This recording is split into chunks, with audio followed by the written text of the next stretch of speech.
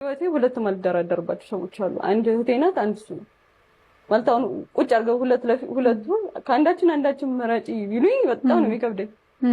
እና እሱ ደግሞ ለኔ ሁለቴ አልሄድኩም ቤተሰብ ጋር እሱ ነው ያረሰኝ። የመጀመሪያ ልጄንም ሁለተኛ ልጄንም እሱ ነው ያረሰኝ። እና የከፋኝ እዛ ቪዲዮ ላይ እንዳየሽው የከፋኝ ላይክ በጣም ብዙ ነገር አሳልፏል ከኔ ጋር በጣም ብዙ ነገር ነው። እና የከበደኝ እሱ ስለሆነ ነው። በቃ አሁን ሌላ ሰው ቢናገረኝ ምንም አይመስለኝም። እሱ ሰጠው ቦታ አንፃር ነው ለዛ ነው እንትን የከፋኝ።